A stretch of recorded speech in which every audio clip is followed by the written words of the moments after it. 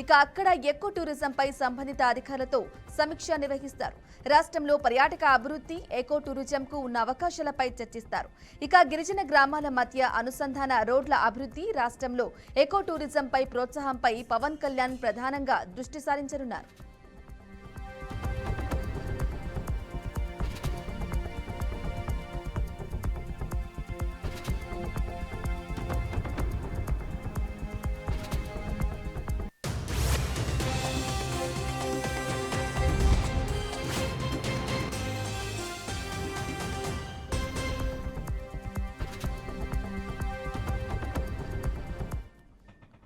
Right గా ఇదే అంశానికి సంబంధించి పూర్తి సమాచారం మా ప్రతినిధి శ్రీనివాస్ అందిస్తారు. శ్రీనివాస్, చెప్పండి.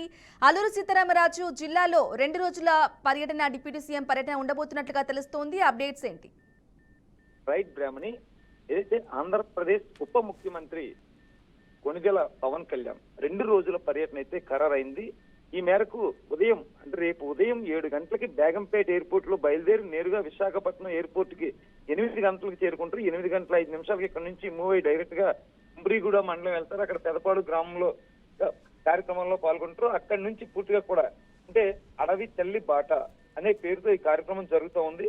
ఉదయాన్నే చూసుకుంటే 11:30 నుంచి 2 గంటల మధ్యలో పిఎం జన్మన్ అంటే ప్రధానమంత్రికి సంబంధించిన కార్యక్రమంలో పాల్గొంటారు. అదేవిధంగా 20,000 మంది గిరిజన విద్యార్థులతో ప్రపంచ రికార్డు కోసం అరకు వ్యాలీ ప్రభుత్వ డిగ్రీ కళాశాలలో ఏర్పాటు చేసిన 108 సూర్య నమస్కారాల కార్యక్రమం ఒకటి ఉంది. దానిలో కూడా ఆయన పాల్గొంటారు.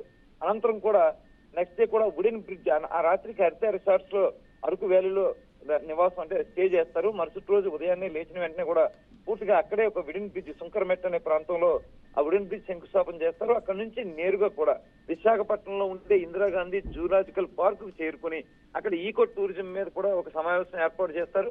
పూర్తిగా ఆ సమావేశం అనంతరం కూడా ఆ నైట్ కూడా ఇక్కడే విశాఖపట్నంలో స్టే చేసి నెక్స్ట్ డే ఇక్కడ నుంచి మూవ్ అయ్యే ఛాన్స్ అయితే ఉంది. ఇప్పటి వరకు ఉన్న అందిన సమాచారం వరకు కూడా ఆ రోజు నైట్ అంటే 8వ తారీఖు నైట్ కూడా పోర్ట్ గెస్ట్ హౌస్ లోనే సిరిపురంలోనే ఆయన స్టే చేసేంత వరకు కూడా సమాచారం అయితే అయింది. ఆ నెక్స్ట్ డే ఇక్కడ నుంచి తిరిగి పైన మంగళగిరి చేరుకునే పరిస్థితి అయితే ఉందని ప్రస్తుత సమాచారం. ఇప్పటికే గతంలోనే పూర్తి వర్షంలో కూడా ఆయన గిరిజన ప్రాంతాలు సందర్శించి గిరిజనులకి భరోసా కల్పిస్తూ రోడ్లకు నిధులు మంజూరు చేస్తూ శాంక్షన్ చేయడానికి ఇమీడియట్ గా ఆదేశాలు జారీ చేసిన పరిస్థితి. అప్పటి కలెక్టర్, ఐటీడీఏ, పీఓ కూడా ఇమీడియట్ గా నోట్ చేసుకున్న పరిస్థితి. ఈ రోజు వెంటనే ఇది జరిగి కొద్దిగా ఫ్యూ మంత్స్ కూడా కాలేదు, మరలా ఇప్పుడు కూడా అదే ప్రాంతాన్ని సందర్శించి గిరిజనులకి భరోసా ఇవ్వడానికి ఆయన ముందుగా బయలుదేరుతున్న పరిస్థితి.